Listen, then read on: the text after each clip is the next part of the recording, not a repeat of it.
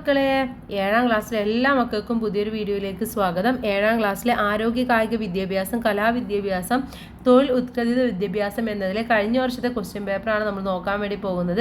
അപ്പോൾ ഏകദേശം ഈ ഒരു പാറ്റേണിലൊക്കെ തന്നെയായിരിക്കും നിങ്ങൾക്കും ക്വസ്റ്റ്യൻസ് വരുന്നത്. അപ്പോൾ എല്ലാ കൂട്ടുകാരും നന്നായിട്ട് ശ്രദ്ധിക്കുക, ആൻസേഴ്സൊക്കെ ശ്രദ്ധിക്കുക. അതുപോലെ തന്നെ ജനറൽ ആയിട്ടുള്ള ക്വസ്റ്റ്യൻസ് ഉണ്ടായിരിക്കും, അതും കൂടെ കൂട്ടുകാരൊന്ന് മനസ്സിലാക്കി വെക്കുന്നത് നന്നായിരിക്കും.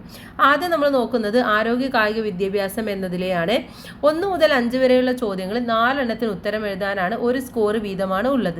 ഒന്നാമത്തെ ചോദ്യം, പേശികളുടെ സഹായത്താൽ ഊർജ്ജ ഉപഭോഗത്തോടു കൂടി ചെയ്യുന്ന ഏതൊരു ചലനവും ഡേഷ് ആണെന്നാണ് പറയുന്നത്. ഓപ്ഷൻസ് വന്നിട്ടുണ്ട്: സാമൂഹ്യ പ്രവർത്തനം, പഠന പ്രവർത്തനം, കായിക പ്രവർത്തനം, കാരുണ്യ പ്രവർത്തനം. ഏതാണ് ശരിയായിട്ടുള്ളത്? ഓപ്ഷൻ സി, കായിക പ്രവർത്തനം എന്നുള്ളതാണ്. ഇനി രണ്ടാമത്തെ ചോദ്യം, 2024 കോപ്പ അമേരിക്ക ഫുട്ബോൾ ടൂർണമെന്റിൽ വിജയികളായ team: Argentina, Colombia, Canada, Uruguay. ഏതാണ് ആൻസർ എന്ന് പറയുന്നത്? ഓപ്ഷൻ എ ആണ്, അർജന്റീന എന്നുള്ളതാണ്. 2024 കോപ്പ അമേരിക്ക ഫുട്ബോളിൽ അർജന്റീനയാണ് വിജയിയായിട്ടുള്ളത്. മൂന്നാമത്തെ ചോദ്യം, അന്നജം കൂടുതൽ അടങ്ങിയിട്ടുള്ള ഭക്ഷണ പദാർത്ഥം ഏതാണ്? മാംസം, പാല്, മുട്ട, ധാന്യങ്ങൾ. ഏതാണ്? ഡി, ഓപ്ഷൻ ഡി, ധാന്യങ്ങൾ എന്നുള്ളതാണ്. നാലാമത്തെ ചോദ്യം, ബലം പ്രയോഗിക്കാനുള്ള പേശിയുടെ കഴിവിനെ ഡേഷ് എന്ന് പറയുന്നു. ബലം പ്രയോഗിക്കാനുള്ള പേശിയുടെ കഴിവിനെ അയവ്, ചുറുചുറുക്ക്, പേശി ശക്തി, വേഗത. ഏതാണ് പറയുന്നത്? ഓപ്ഷൻ സി, പേശി ശക്തി എന്നുള്ളതാണ്. അഞ്ചാമത്തെ ചോദ്യം, ചിത്രം നിരീക്ഷിച്ച് ശരീരത്തിന്റെ ഏതു ഭാഗത്തിന് അയവ് ലഭിക്കുന്നതിന് ചെയ്യുന്ന വ്യായാമമാണിതെന്ന് കണ്ടെത്തുക. കൈകളിലെ പേശി, തുടയിലെ മുൻഭാഗത്തെ പേശി, കണം കൈയിലെ പേശി, തോളിലെ പേശി. ഏതാണ്? ഇത് തുടയിലെ മുൻഭാഗത്തെ പേശികൾക്ക് അയവ് കിട്ടാൻ വേണ്ടി ചെയ്യുന്ന വ്യായാമമാണ്. അപ്പോൾ ഓപ്ഷൻ ബി ആണ് ശരിയായിട്ടുള്ളത്. ഇനി അടുത്ത സെക്ഷനിലേക്ക് കടക്കാം. 6 മുതൽ 10 വരെയുള്ള ചോദ്യങ്ങൾ 4 എണ്ണത്തിനാണ് ഉത്തരം എഴുതേണ്ടത്. ഒന്നാമത്തെ ചോദ്യം, പന്ത് ഉപയോഗിച്ചും പന്ത് ഉപയോഗിക്കാതെയും കളിക്കുന്ന 2 കളികളുടെ പേരെഴുതാനാണ് പറഞ്ഞിട്ടുള്ളത്. ഏതൊക്കെയാണ്? ഒന്ന് നമുക്ക് എഴുതാം, ഫുട്ബോള് അല്ലെ, football, basket ball, cricket, hockey. ഇതൊക്കെ ഇത്തരത്തിലുള്ള കളികളാണ്. Football, cricket, basket ball, hockey. 4, ദീർഘസമയം കളികളിൽ ഏർപ്പെട്ട ശേഷം പുനഃപ്രാപ്തി കൈവരിക്കാൻ നിങ്ങൾ ചെയ്യുന്ന വ്യായാമങ്ങളെക്കുറിച്ച് വിവരിക്കാനാണ് പറയുന്നത്. അപ്പോൾ നമ്മൾ ദീർഘസമയമൊക്കെ കളികളിൽ ഏർപ്പെട്ട് കഴിഞ്ഞാൽ നമ്മൾ എന്ത് ചെയ്യും? ഒന്നുകിൽ പതുക്കെ ഓടും, അല്ലെങ്കിൽ പതുക്കെ നടക്കും, അല്ലെങ്കിൽ എന്തെങ്കിലും പതുക്കെ സ്ട്രെച്ചിങ്ങുള്ള വ്യായാമങ്ങൾ ചെയ്യുക, അല്ലെങ്കിൽ ലഘുവായിട്ടുള്ള വ്യായാമങ്ങൾ ചെയ്യുക. ഇതൊക്കെയാണ് നമ്മൾ ചെയ്യാറുള്ളത്. ഒന്നുകൂടെ പറയാം: പതുക്കെ ഓടുന്നു, പതുക്കെ നടക്കുന്നു, ലഘുവായ വ്യായാമങ്ങൾ ചെയ്യുന്നു, പതുക്കെ സ്ട്രെച്ചിങ് വ്യായാമങ്ങൾ ചെയ്യുന്നു. 8ാമത്തെ ചോദ്യം, ഭക്ഷണത്തിലെ പോഷക ഘടകങ്ങൾ ഏതൊക്കെയാണ്? അന്നജം, മാംസ്യം, കൊഴുപ്പ്, ജീവകങ്ങൾ, ധാതുക്കൾ. ഒന്നുകൂടെ പറയാം: അന്നജം, മാംസ്യം, കൊഴുപ്പ്, ജീവകങ്ങൾ, ധാതുക്കൾ. 9ാമത്തെ ചോദ്യം, മനുഷ്യ ശരീരത്തിന് ആവശ്യമായ 4 ധാതുക്കളുടെ പേരെഴുതാനാണ് പറഞ്ഞിട്ടുള്ളത്. എന്തൊക്കെ എഴുതാം നമുക്ക്? ഒന്ന് എഴുതാം, കാൽസ്യം, അതുപോലെ തന്നെ അയണ്, പൊട്ടാസ്യം, സോഡിയം. ഇതൊക്കെ മനുഷ്യ ശരീരത്തിന് ആവശ്യമായിട്ടുള്ള ധാതുക്കളാണ്. Calcium, iron, potassium, sodium. ഇനി ഹൃദയ ശ്വസനക്ഷമത കൈവരിക്കാൻ ചെയ്യേണ്ട 2 പ്രവർത്തനങ്ങൾ എഴുതാനാണ് പറഞ്ഞിട്ടുള്ളത്. എന്താ ചെയ്യാം? ഒന്നെങ്കിൽ തുടർച്ചയായിട്ട് പതുക്കെ ഓടാം, അല്ലെങ്കിൽ ദീർഘനേരം നടക്കാം. എയറോബിക്സ്, സൈക്ലിംഗ് ഇതൊക്കെ നമുക്ക് ചെയ്യാം. ദൂരം നടക്കുക, തുടർച്ചയായി പതുക്കെ ഓടുക, എയറോബിക്സ്, സൈക്ലിംഗ് ഇതൊക്കെയാണ് നമ്മൾ ചെയ്യേണ്ടത്. ഇനി അടുത്ത സെക്ഷൻ 10, 11, 12 ചോദ്യങ്ങളിൽ ഒരെണ്ണത്തിനാണ് ഉത്തരം എഴുതേണ്ടത്. 11ാമത്തേത്, നിങ്ങൾ കഴിക്കുന്ന ഭക്ഷണങ്ങളുടെ ലിസ്റ്റ് തയ്യാറാക്കി അവയിൽ അടങ്ങിയിരിക്കുന്ന പോഷകങ്ങൾ എഴുതാനാണ്. പുട്ടിൽ എന്താണ്? അന്നജമാണുള്ളത്. കടല എന്ന് പറയുന്നത് എന്താണ്? കടല മാംസ്യമാണ്, മാംസ്യം. ഇനി അടുത്തത്, ചോറ് എന്ന് പറയുന്നത് അന്നജമാണ്. ഇനി ഇത് നമ്മൾ ചപ്പാത്തി കഴിക്കുക എന്ന് വിചാരിക്കുക. ചപ്പാത്തി എന്ന് പറയുന്നത് എന്താണ്? അന്നജമാണ്. അതുപോലെ തന്നെ വെണ്ണ കഴിക്കുകയാണെങ്കിൽ വെണ്ണ എന്ന് പറയുന്നത് എന്താണ്? കൊഴുപ്പാണ്. ഇനി അതുപോലെ തന്നെ മുട്ടക്കറി കഴിക്കുകയാണെന്ന് വിചാരിക്കുക. മുട്ടക്കറിയിൽ എന്തൊക്കെ ഉണ്ട്? മാംസ്യവുമുണ്ട്, അതുപോലെ തന്നെ ധാതുക്കളുമുണ്ട്. ധാതുക്കൾ ഇതൊക്കെയാണ് മുട്ടക്കറിയിലുള്ളത്. ഇനി ചോറാണെങ്കിൽ നമ്മൾ പറഞ്ഞ അന്നജം, മത്സ്യമാണെങ്കിൽ മാംസ്യമാണ്. ഇനി 12, നിങ്ങളുടെ അഭിപ്രായത്തിൽ കായിക പ്രവർത്തനവും വ്യായാമവും തമ്മിലുള്ള വ്യത്യാസം രേഖപ്പെടുത്താനാണ് പറഞ്ഞിട്ടുള്ളത്. വളരെ ഇമ്പോർട്ടൻ്റ് ആയിട്ടുള്ള ചോദ്യമാണ്. നിങ്ങളുടെ അഭിപ്രായത്തിൽ കായിക പ്രവർത്തനവും വ്യായാമവും തമ്മിലുള്ള വ്യത്യാസം. അപ്പോൾ പേശികളുടെ സഹായത്താൽ ഊർജ്ജം ഉപയോഗത്തോടു കൂടി ചെയ്യുന്ന ഏതൊരു പ്രവൃത്തിയും നമ്മൾ കായിക പ്രവൃത്തി എന്ന് പറയും. ഉദാഹരണം, ഗാർഹിക ജോലികൾ ചെയ്യുന്നത്, സ്കൂളിലേക്ക് നടക്കുന്നത്, സൈക്കിൾ സവാരി, ഇതൊക്കെ എന്താണ്? കായിക പ്രവർത്തനമാണ്. ഇനി ശാരീരിക ക്ഷമത നിലനിർത്തുന്നതിനും മെച്ചപ്പെടുത്തുന്നതിനും ലക്ഷ്യമിട്ടുകൊണ്ട് ആസൂത്രിതവും ക്രമീകൃതവുമായി നിരന്തരം ചെയ്യുന്ന പ്രവർത്തനമാണ് വ്യായാമം എന്ന് പറയുന്നത്. രണ്ടും രണ്ടാണെന്ന് നിങ്ങൾ മനസ്സിലാക്കി വെക്കുക. ഇനി കലാവിദ്യാഭ്യാസത്തിന്റെ ചോദ്യങ്ങളാണ് അടുത്തതായിട്ട് നമ്മൾ നോക്കുന്നത്. 1 മുതൽ 5 വരെയുള്ള ചോദ്യങ്ങളിൽ 4 എണ്ണത്തിന് ഉത്തരം എഴുതണം. ഒന്നാമത്തെ ചോദ്യം, ചുവടെ കൊടുത്തിരിക്കുന്നവയിൽ നിന്ന് ദേശാടിസ്ഥാനത്തിൽ അറിയപ്പെടുന്ന നാടൻ പാട്ട് എഴുതുക. നന്ദുണിപ്പാട്ട്, തിരുവാതിരപ്പാട്ട്, ഇടനാടൻ പാട്ട്, കടൽപ്പാട്ട്. ഇതിലേതാണ് ഉത്തരം എന്ന് പറയുന്നത്? ഇടനാടൻ പാട്ട് എന്നുള്ളതാണ്.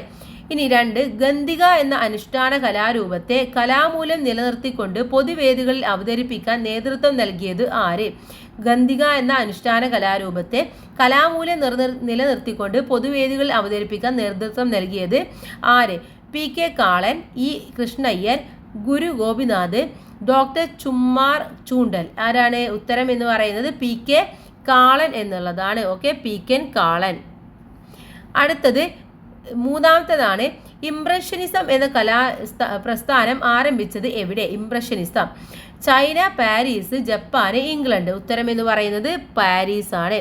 4, അഭിനയിക്കുന്ന ഇടത്തിന്റെ 3 ഭാഗവും ചുമരിലാൽ ചുറ്റപ്പെട്ടതും മുൻഭാഗം തിരശ്ശീല ഉപയോഗിച്ച് പ്രേക്ഷകരിൽ നിന്ന് വേർതിരിക്കുന്നതുമായ രംഗവേദിയാണ് arena stage, sandwich stage, proscenium stage, black box theatre. ഏതാണ്?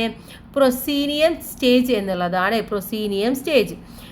5, തീൻ കന്യ എന്ന ചലച്ചിത്രത്തിന്റെ സംവിധായകൻ ആര്? അപർണ സെൻ, സത്യജിത് റായ്, ഗിരീഷ് കർണാട്, ദീപ മേത്ത. ഉത്തരം എന്ന് പറയുന്നത് സത്യജിത് റായ് എന്നുള്ളതാണ്. ഇനി 6 മുതൽ 10 വരെയുള്ള ചോദ്യങ്ങളിൽ 3 എണ്ണത്തിന് ഉത്തരം എഴുതുക. 6ാമത്തെ ചോദ്യം, നാദത്തെ 2ആയി തിരിച്ചിരിക്കുന്നു ഏതൊക്കെയാണ്? 1, ആഹതമെന്നും. ഏതൊക്കെയാണ്? ആഹതം, അതുപോലെ തന്നെ അനാഹതം. ഇനി ഗന്ധിക എന്ന വിധത്തിൽ ഗന്ധിക 2 വിധത്തിൽ ഉണ്ട്. ഏതൊക്കെയാണെന്ന് അറിയോ? 1, നാട്ടുഗന്ധിക, മറ്റൊന്ന് പൂജാഗന്ധിക. ഓക്കെ, ഈ 2 എണ്ണമാണ് നിലവിലുള്ളത്. ഇനി കളർ വാല്യൂ എന്നാൽ എന്ത്? കളർ വാല്യൂ എന്ന് പറഞ്ഞു കഴിഞ്ഞാൽ നിറങ്ങളിൽ അടങ്ങിയിരിക്കുന്ന വെളിച്ചത്തിന്റെ തോതിനെയാണ് കളർ വാല്യൂ എന്ന് പറയുന്നത്. ഓക്കെ, വെളിച്ചത്തിന്റെ തോതിനെയാണ്. ഇനി ഫ്രെയിം റേറ്റ് എന്നാൽ എന്ത്? ഒരു ഉദാഹരണം എഴുതുക. എന്താണ് ഫ്രെയിം റേറ്റ്? ചലനം സൃഷ്ടിക്കുന്നതിന്, ചിത്രങ്ങളെ തുടർച്ചയായി പ്രദർശിപ്പിക്കുന്നതിൻ്റെ ആവൃത്തിയാണ് നമ്മൾ എന്ത് പറയുന്നത്? ഫ്രെയിം റേറ്റ് എന്ന് പറയുന്നത്. 24, 60, 120, 240 എന്നതൊക്കെ ഉണ്ടായിരിക്കും. ഇതൊക്കെ അതിൻ്റെ ആവൃത്തിയാണ്. 10, രംഗവസ്തുക്കൾ എന്നാൽ എന്ത്? അരങ്ങിൽ കഥാപാത്രത്തെ അവതരിപ്പിക്കാൻ അഭിനേതാക്കളെ സഹായിക്കുന്നതും അഭിനേതാക്കൾ സ്വയം കൈകാര്യം ചെയ്യുന്നതുമായ വസ്തുക്കളെയാണ് രംഗവസ്തുക്കൾ എന്ന് പറയുന്നത്. ഒന്നുകൂടെ പറയാം. അരങ്ങിൽ കഥാപാത്രത്തെ അവതരിപ്പിക്കാൻ അഭിനേതാക്കളെ സഹായിക്കുന്നതും അഭിനേതാക്കൾ സ്വയം കൈകാര്യം ചെയ്യുന്നതുമായ വസ്തുക്കളെ രംഗവസ്തുക്കൾ എന്ന് പറയുന്നു. ഇനി 11 മുതൽ 15 വരെയുള്ള ചോദ്യങ്ങളിൽ ഒരെണ്ണത്തിനാണ് ഉത്തരം എഴുതേണ്ടത്. 11ാമത്തെ ചോദ്യം, ചുവടെ കൊടുത്തിരിക്കുന്ന സംഗീതോപകരണങ്ങൾ ഓരോന്നും നാദത്തിന്റെ ഏത് വിഭാഗത്തിൽ വരുന്നു എന്നെഴുതാനാണ്. എ എന്ന് പറയുന്നത് ചെണ്ടയാണ്. അത് ചർമ്മജം എന്ന വിഭാഗത്തിലാണ് വരുന്നത്. ഓക്കെ, ചർമ്മജം. അടുത്തത് ഇതെന്താണ്? ഇത് നഗജം എന്ന വിഭാഗത്തിലാണ് വരുന്നത്. നഗജം. അടുത്തത് ഇത് വരുന്നത് ലോഹജം എന്ന വിഭാഗത്തിലാണ്. ലോഹജം. പിന്നെ അടുത്തത് വരുന്നത് വായുജം. ഇത് വായു കൊണ്ടാണ്. അപ്പോൾ വായുജം എന്ന വിഭാഗത്തിൽ വരുന്നു. ഇതും നഗജം എന്ന വിഭാഗത്തിൽ വരുന്നു. ഓക്കെ, അപ്പോൾ വിഭാഗങ്ങൾ കൂട്ടുകാർ പഠിച്ചു വെക്കണം. ഇനി 12ാമത്തെ ചോദ്യം, കേരളത്തിലെ ചില അനുഷ്ഠാന നൃത്തരൂപങ്ങളുടെ ചിത്രങ്ങളാണ് ചുവടെ കൊടുത്തിരിക്കുന്നത്. ഓരോ നൃത്തരൂപത്തിൻ്റെയും പേരെഴുതുക. ഒന്നാമത്തേത് എന്താണ്? തെയ്യമാണ്. ഇത് ഒന്നാമത്തെ ചിത്രം തെയ്യത്തിൻ്റെതാണ്. തെയ്യം. ബി എന്ന് പറയുന്നത് പരിചയമുട്ടാണ്. ഓക്കെ, പരിചമുട്ടുകളി. മൂന്നാമത്തെ സി എന്ന് പറയുന്നത് പടയണിയാണ്. പടയണി. ഡി എന്ന് പറയുന്നത് തിറയാണ്. ഇ എന്ന് പറയുന്നത് ദഫ് മുട്ടാണ്. ഓക്കെ, അപ്പോൾ ഓരോന്നും എന്താണെന്ന് മനസ്സിലാക്കുക. അനുയോജ്യമായവ ചേർത്ത് എഴുതാനാണ് പറയുന്നത്. രാജാവ്, കർഷകന്, പോലീസ്, മത്സ്യത്തൊഴിലാളി, ഡോക്ടർ. തൊപ്പി, ലാത്തി, കിരീടം, വാള്, വല, തുഴ, സ്റ്റെതസ്കോപ്പ്, സിറിഞ്ച്, കൈക്കോട്ട്, കുട്ട. രാജാവുമായി ബന്ധപ്പെട്ടത് എന്താണ്? കിരീടം, വാള് എന്നുള്ളതാണ്. കിരീടം, വാള്. ഇനി കർഷകരുമായി ബന്ധപ്പെട്ടത് എന്താണ്? കൈക്കോട്ട്, കുട്ട എന്നുള്ളതാണ്. പോലീസുമായി ബന്ധപ്പെട്ടത് തൊപ്പി, ലാത്തി എന്നതാണ്. മത്സ്യത്തൊഴിലാളിയുമായി ബന്ധപ്പെട്ടത് വല, തുഴ. ഡോക്ടറുമായി ബന്ധപ്പെട്ടത് സ്റ്റെതസ്കോപ്പ്, സിറിഞ്ച്. ഓക്കെ, ഇനി അടുത്തത് 14ാമത്തെ ചോദ്യമാണ് നോക്കാനുള്ളത്. താഴെ കൊടുത്തിരിക്കുന്ന മാസ്കുകളെ തിരിച്ചറിഞ്ഞ് അവ ഏത് രാജ്യത്തിൻ്റെതാണെന്ന് കണ്ടെത്തി എഴുതാനാണ് പറയുന്നത്. എ എന്ന് പറയുന്നത് ചൈനീസ് ആണ്, ചൈനീസ്. ബി എന്ന് പറയുന്നത് ഗ്രീക്ക് ആണ്. Okay, Greek. ഇനി സി എന്ന് പറയുന്നത് ഈജിപ്ഷ്യൻ ആണ്, ഈജിപ്ഷ്യൻ. ഡി എന്ന് പറയുന്നത് ആഫ്രിക്കൻ. ഇ എന്ന് പറയുന്നത് ജപ്പാനീസ്. ഓക്കെ, ഇനി 15ാമത്തേത് പരിസ്ഥിതി സംരക്ഷണം എന്ന വിഷയത്തെ ആസ്പദമാക്കി സ്കൂളിൽ ഒരു ഷോർട്ട് ഫിലിം നിർമ്മിക്കുന്നതിന് വേണ്ടി അനുയോജ്യമായ ഒരു കഥ തയ്യാറാക്കാനാണ് പറയുന്നത്. അത് കൂട്ടുകാർ നിങ്ങളുടെ ഐഡിയക്ക് അനുസരിച്ചുള്ള കഥകളാണ് എഴുതേണ്ടത്. അടുത്തത് തൊഴിൽ ഉത്കൃതിത വിദ്യാഭ്യാസമാണ്. 1 മുതൽ 5 വരെയുള്ള ചോദ്യങ്ങൾ 4 എണ്ണത്തിനാണ് ഉത്തരം എഴുതേണ്ടത്. ഒന്നാമത്തെ ചോദ്യം, മനസ്സുണ്ടെങ്കിൽ മാനത്തും വിള എന്ന് കേട്ടിട്ടില്ലേ? സ്ഥലപരിമിതിയുള്ള ഇടങ്ങളിൽ കൃഷി ചെയ്യാൻ ഏറ്റവും അനുയോജ്യമായ സംവിധാനമാണ് ഏത്? ലംബ കൃഷി, തട്ടുകൃഷി, പോളി ഹൗസ്, ടിഷ്യൂ കൾച്ചർ. ഏതാണ്? ലംബ കൃഷിയാണ് ഉത്തരം, ലംബ കൃഷി. 2, വിവിധ ആവശ്യങ്ങൾക്കായി ദ്രാവകങ്ങളും വാതകങ്ങളും വിതരണം ചെയ്യുന്നതിനുള്ള സംവിധാനം ഒരുക്കൽ, wiring, plumbing, painting, wood work. ഉത്തരം എന്ന് പറയുന്നത് പ്ലംബിംഗ് ആണ്. ഇനി 3ാമത്തെ ചോദ്യം നോക്കാം. വീടിന്റെ പ്ലാൻ വരക്കാൻ അനുയോജ്യമായത് Google Chrome, Mozilla, GeoGebra, media player. ഏതാണ്? ജിയോജിബ്രയാണ്. Okay, GeoGebra. അടുത്ത 4, വീടിന്റെ പ്ലാനിൽ മുറികളുടെ ക്രമീകരണം നടത്തുന്നതിന് താഴെ പറയുന്നവയിൽ ഏത് ഘടകമാണ് അനുയോജ്യമായത്? മണ്ണിന്റെ ഉറപ്പ്, കെട്ടിടത്തിന്റെ മേൽക്കൂര, വായു സഞ്ചാരം, ഭൗതിക സാഹചര്യം. ഉത്തരം എന്ന് പറയുന്നത് വായു സഞ്ചാരമാണ്. ഇനി ജലത്തിന്റെ ഒഴുക്ക് നിയന്ത്രിക്കുന്ന സാമഗ്രി തിരിച്ചറിഞ്ഞ് എഴുതാനാണ് പറയുന്നത്. ഇതിൽ വാൾവാണ് ഉത്തരം എന്ന് പറയുന്നത്. ഇതാണ് ശരിയായിട്ടുള്ള ഉത്തരം. ഇനി 6 മുതൽ 10 വരെയുള്ള ചോദ്യങ്ങളിൽ 4 എണ്ണത്തിനാണ് ഉത്തരം എഴുതേണ്ടത്. 6ാമത്തെ ചോദ്യം, രാമുവിൻ്റെ അച്ഛൻ വീട് നിർമ്മിക്കുന്നതിനുള്ള തയ്യാറെടുപ്പിലാണ്. വീടിൻ്റെ രൂപരേഖ തയ്യാറാക്കുമ്പോൾ എന്തൊക്കെ കാര്യങ്ങൾ ശ്രദ്ധിക്കണം? എന്തൊക്കെ വേണം? ഭൂമിശാസ്ത്രപരമായിട്ടുള്ള സവിശേഷതകൾ നോക്കണം, കുടുംബാംഗങ്ങളുടെ എണ്ണം എന്നിവ നോക്കണം. 7, ലംബ കൃഷി നിങ്ങൾ പരിചയപ്പെട്ടിട്ടുണ്ട്. എന്തൊക്കെ സാമഗ്രികളാണ് ലംബ കൃഷിക്ക് ആവശ്യമായിട്ടുള്ളത്? എന്തൊക്കെ വേണം? വെൽഡ് മെഷ്, PVC പൈപ്പ്, അതുപോലെ തന്നെ എൻഡ് ക്യാപ്പ്, ഗ്രീൻ നെറ്റ്, ചരട്, കത്രിക. ഇതൊക്കെയാണ് ആവശ്യമായിട്ടുള്ളത്. 8, കൃഷിക്ക് ആവശ്യമായ വെള്ളവും വളവും എത്തിക്കാനുള്ള പ്ലംബിംഗ് സംവിധാനം നിങ്ങൾ പഠിച്ചുവല്ലോ.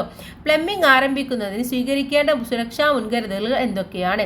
എന്തൊക്കെ ചെയ്യണം? വാൾവ് അടക്കണം, സുരക്ഷാ സംവിധാനങ്ങൾ ഉറപ്പുവരുത്തണം, കയ്യിൽ ഗ്ലൗസ് ധരിക്കണം, മാസ്ക് ധരിക്കണം. ഇതൊക്കെയാണ് ശ്രദ്ധിക്കേണ്ടത്. 9, ലംബ കൃഷിക്കായി ഉപയോഗിക്കാവുന്ന തൈകൾ ഏതെല്ലാം? 4 എണ്ണത്തിന്റെ പേരെഴുതുക. ഏതൊക്കെ ഉപയോഗിക്കാം? ചീര, തക്കാളി, വഴുതന, പച്ചമുളക്. ഇതൊക്കെ നമുക്ക് ഉപയോഗിക്കാവുന്നതാണ്. ഇനി ഉചിതമായവ കണ്ടെത്താനാണ് പറയുന്നത്. ഇവിടെ എയുമായി ബന്ധപ്പെട്ടത് ഏതാണ് കൂട്ടുകാരെ? എ എന്ന് പറയുന്നത് കംപ്ലിക് ആണ്. Okay, coupling. അടുത്തത് ബി എന്ന് പറയുന്നത് ഏതാണ്? ബി എന്ന് പറയുന്നത് റെഡ്യൂസർ ആണ്, റെഡ്യൂസർ. ഇനി സി എന്ന് പറയുന്നത് ഏതാണ്? അഡ്ജസ്റ്റബിൾ സ്പാനർ ആണ്. ഇനി ലാസ്റ്റത്തേത് ഹാക്സോ ആണ്. ഓക്കെ, ഹാക്സോ ബ്ലേഡ് ആണ്. ഇനി അടുത്തത് 11, 12 ചോദ്യങ്ങളാണുള്ളത്. അത് ഇതിലില്ല, അത് ലേഔട്ട് തയ്യാറാക്കുന്നതും ഒക്കെ ആയിരുന്നു. അപ്പോൾ അതൊക്കെ കൂട്ടുകാർ ജസ്റ്റ് മനസ്സിലാക്കി വെക്കുക. എന്തായാലും എല്ലാവരും നന്നായിട്ട് പഠിക്കുക, നന്നായിട്ട് മാർക്ക് സ്കോർ ചെയ്യുക. എല്ലാവർക്കും നല്ല മാർക്ക് തന്നെ കിട്ടട്ടെ. All the best. Thanks for watching.